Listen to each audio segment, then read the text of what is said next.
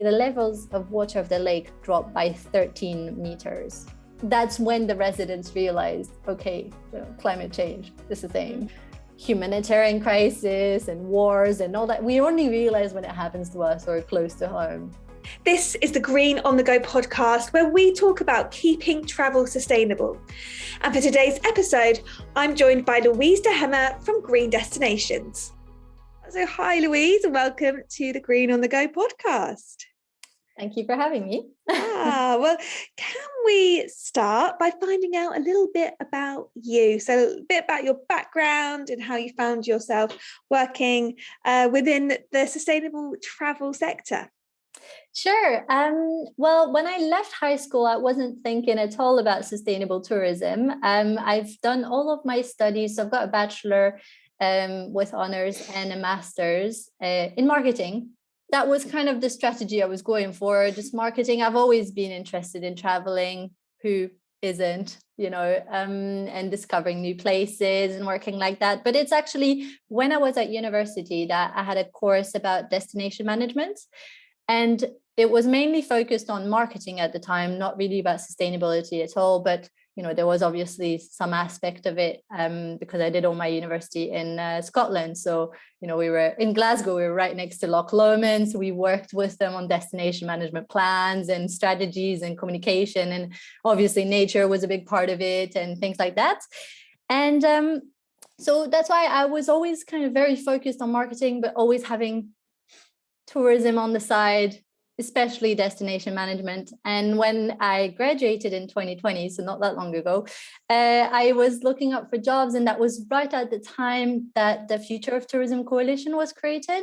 And so obviously, as every person looking for a job, I was just on LinkedIn every day. And I kept seeing Future of Tourism Coalition, Green Destinations was sharing things, the Travel Foundation was sharing things. And that's when I just looked up Green Destinations, saw that they had internships. And as I was reading all the possible tasks that you could do in this internship, I was just, it was ticking boxes for me. And that's when I realized this is exactly what I want to do. Destination management, there's an aspect of sustainability, which was always in the back of my head, but, not very focused in, criteria and what is it really, but it's always our generation. I feel we're quite aware of these kind of things.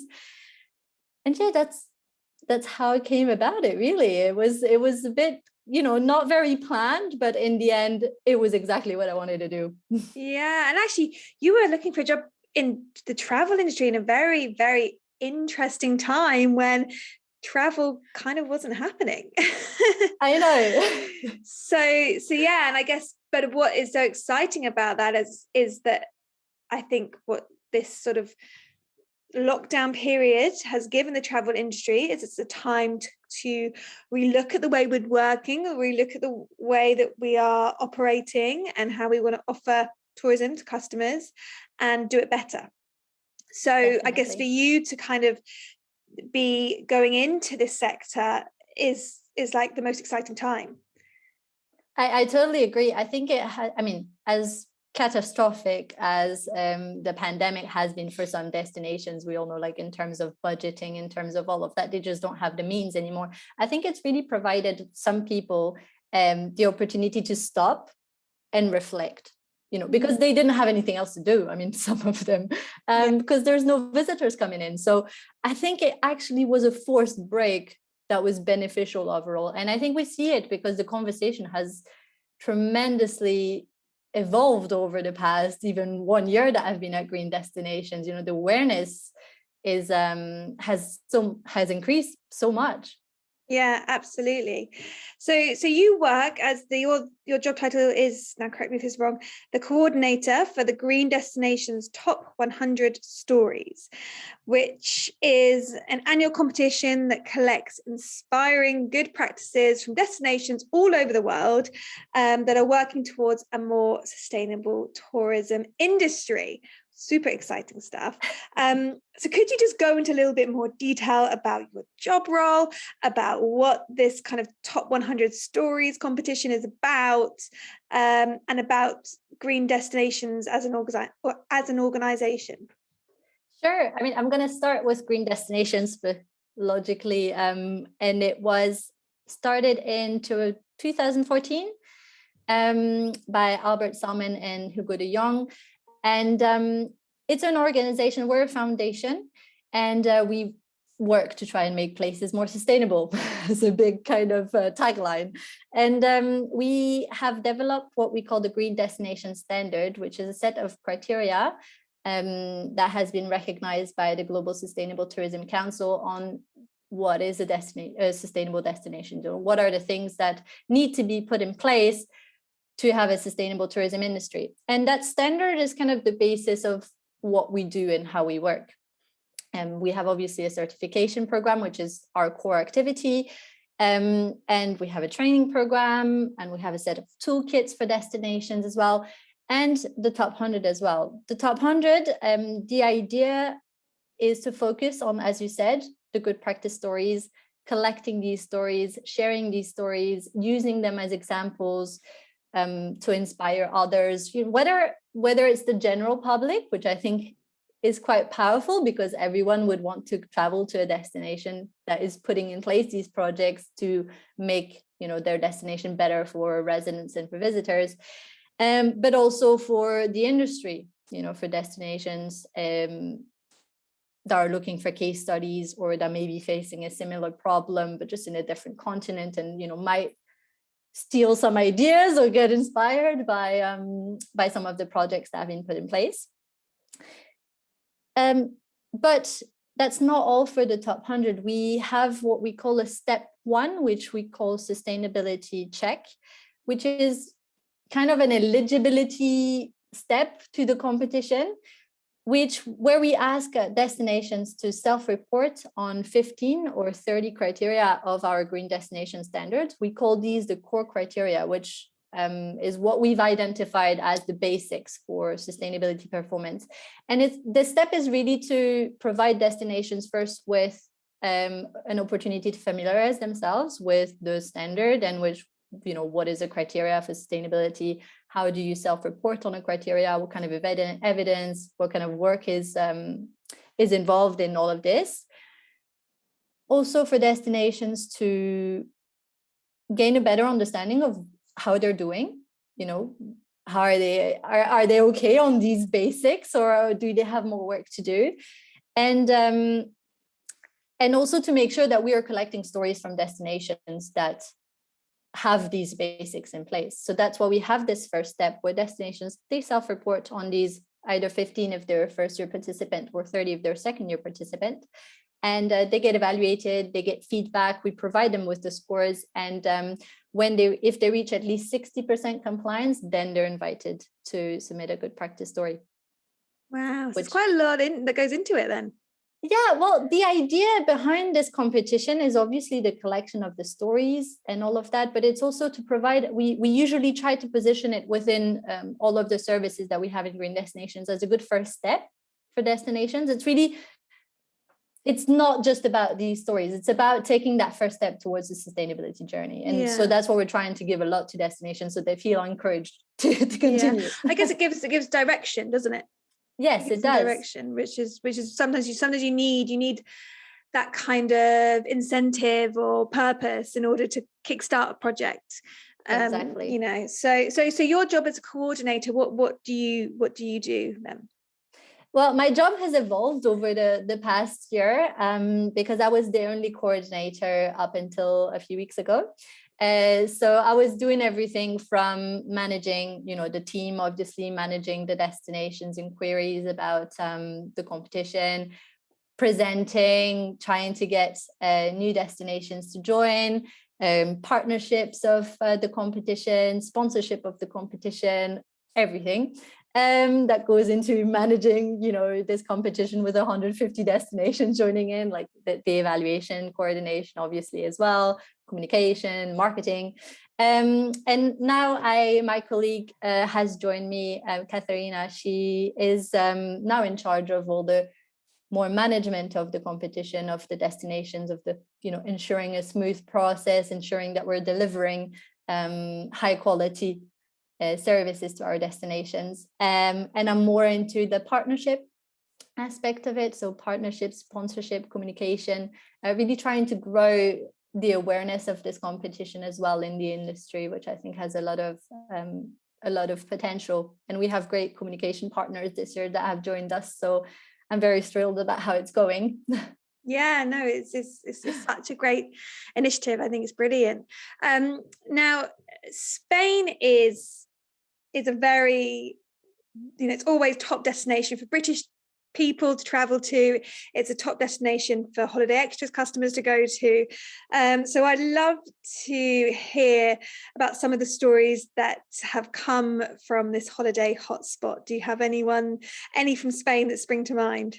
Yeah, we have a few from Spain. Actually, we have 5 destinations that were selected to the list this year, which is quite exciting. And actually, only one of those is not part of the awards or certification program from Green Destinations. So obviously, the competition is open to destinations that are certified, awarded, or not. And so we have, 40 destinations that are part of the awards and certification program with great results. I mean, we have. I just put it on my notes here, like all of them are gold awards, which, well done, Spain. That's a very good achievement. It's good because often Spain can get a bit of a bad rep for being a little bit, I know, just you go and you book a hotel, all inclusive, you stay there and that's it. So it's really great that there's some good stories to come from it. Especially for the British market, right? I think it's nice for our British audience to know, there's more to Spain than that. There are actually destinations that are trying to put in place these projects. And some of the stories that we have, some of them that I quite like is Toroella. Well, I'm going to try and pronounce this right. Toroella de Mongri Lestarti. Sounds good to me. But that's something, I mean, they put in place quite a big project, but a part of this was to have a strategy where tourism was more beneficial to residents as well. Obviously because they're a destination that is based on their natural environment quite a lot. And, the degradation of the environment is obviously bad for the planet, but also bad for residents that live in it. And it's something that over the past year, I've quite become, as I'm evolving in my sustainable tourism, journey and career and understanding is I'm very fond of destinations that put residents first. To me, a destination needs to manage its destination for its residents, not for its tourists, because I think it should be, Absolutely. If you manage for residents, visitors will come and they'll be happy. But if you manage for visitors, residents will leave and they won't be happy and you won't have a destination anymore. So that's something that's really fun, close to my heart. So it's something that Toroella has done. You can read more. All these stories are available on the Green Destinations website. So if your audience is interested, they feel free to check it out. But another one is Bergera, which was actually quite an interesting story because it may not seem like much, but in the end, I think it made quite an impact. It's how they involved senior volunteers in their museums. So they're creating like volunteer groups of, individuals that are in the 65 plus kind of age group. And they wanted to create something where they could feel fulfilled, especially with COVID. There's been quite some distances. People might not feel engaged anymore. And it was, how can we use their different, they have time usually, these people. So how can they, give back? It also helps with maintaining the collective memory and these kind of things. And also something that was actually quite interesting that they said in their story was that a museum should not be a facility for visitors, which usually it is. I mean, you rarely go visit your own museums in your own city. And they were like, no, it should be a facility for the host destination as well, the residents.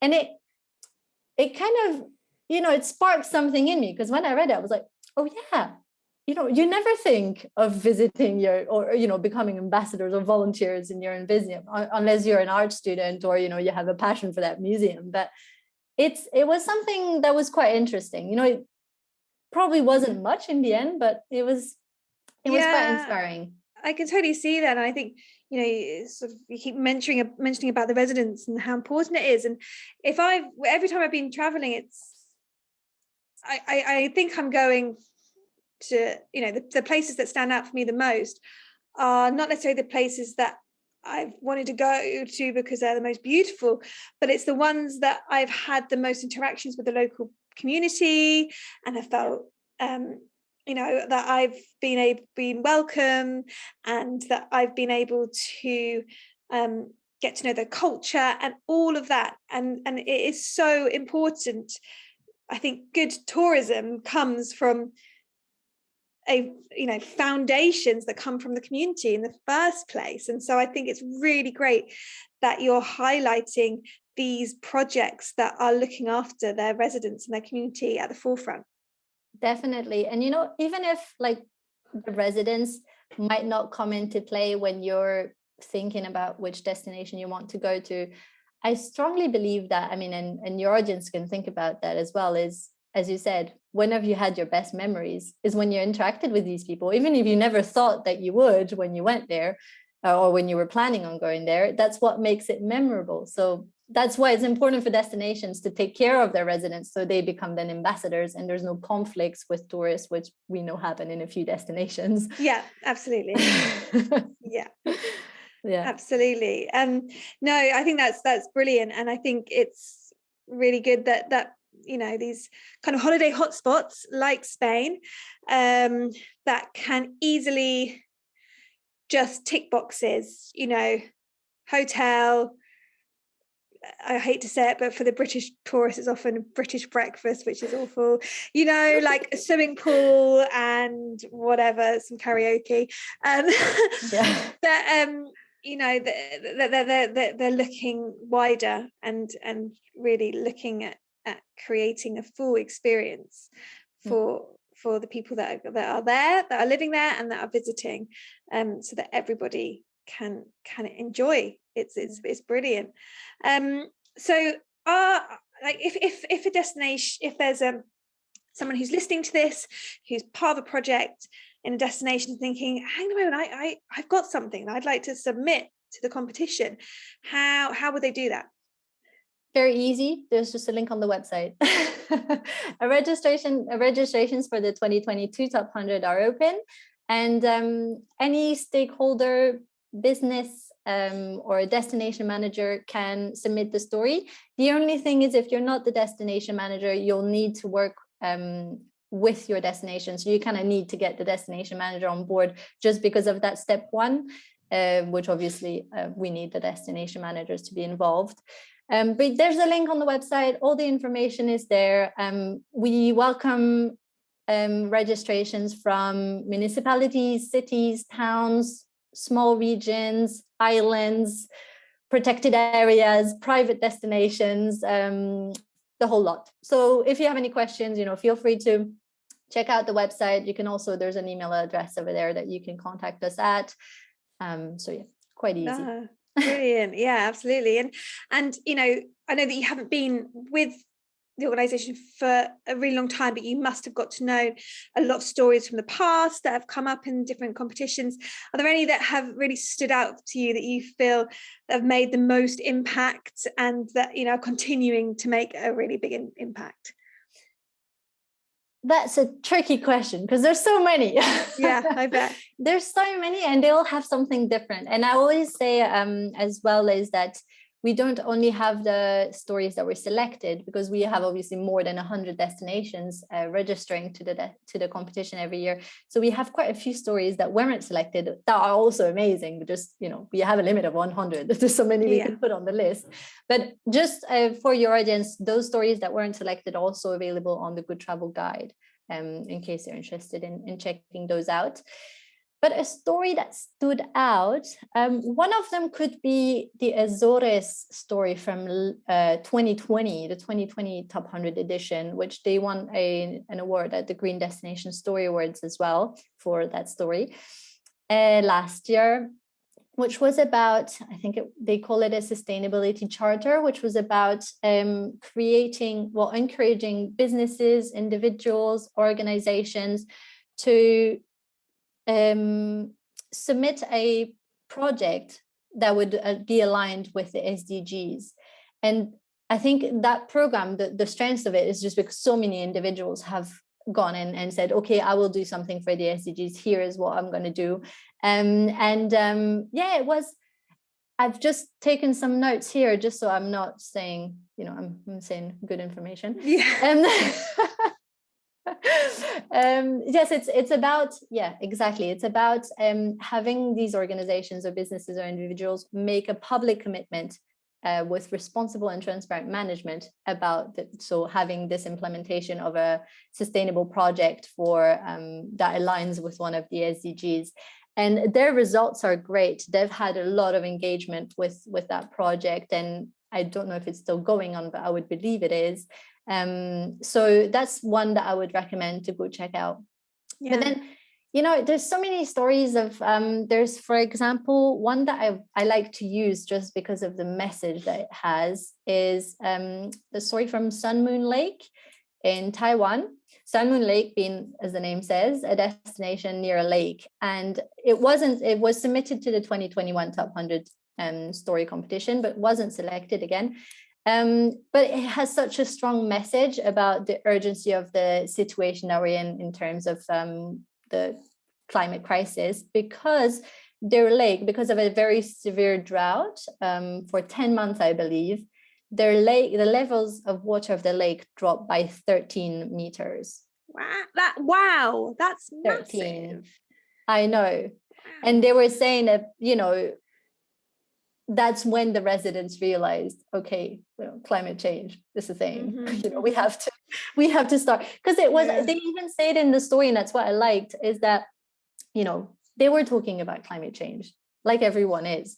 And residents were saying, and businesses were saying, climate change, we'll do something. And they only realized, and they only really started to have awareness of the crisis that we're in when that happened to them. And it's something that we usually see. We are all talking, especially with COP going on, with all these like conferences going on about net zero, climate crisis, a lot of destinations are talking about net zero in the UK.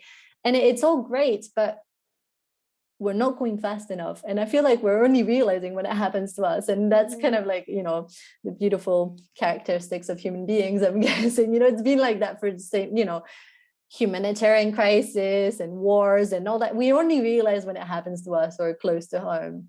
And that's something we need to stop doing, so we can all start actually working towards, So how have they kind of resolved the issue at the lake? Well, that was one of the reasons why the story wasn't really selected, because of the nature of the story. They really didn't really have a solution for it. Right, gosh, because it was, So that's the thing. But they showed really great results, because actually the lake's dropping, they were able to do a lot of cleaning because of the, grasslands were kind of freed up, and it raised a lot of awareness. So that's where the power of the story is. But obviously it doesn't fit with, because the Top 100 has, set criteria of how do we evaluate stories and how do we select them, which are based on transferability of the story. So, how easy is it to take the project and have another destination implement it, innovation, and effectiveness of the solution. So you can see just by the nature of, a lake dropping. There's not much you have to see the solution, but what it does, because I think you were saying, with us human beings, we have a trait of just being like, we'll deal with it when it's an issue. And because that's such a dramatic issue that we can visually see, 13 meters is a lot. It just sparks that idea in everyone's head that, hang on a moment, climate crisis is like, that it's a thing, it's real, and this lake has dropped 13 meters, and these people are now in a serious issue because of it. Whereas, if we'd sorted the issue beforehand, it might not be so bad. So it's a symbol, isn't it, to other destinations, which is really, really important.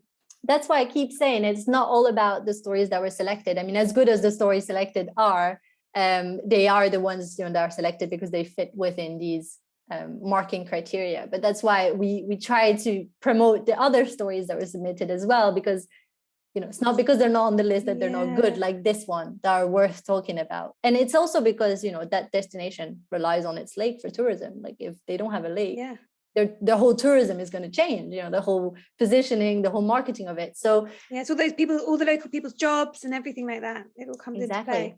The whole, exactly. Absolutely. So when is the competition for this year coming to an end, and when do the results get announced and everything like that?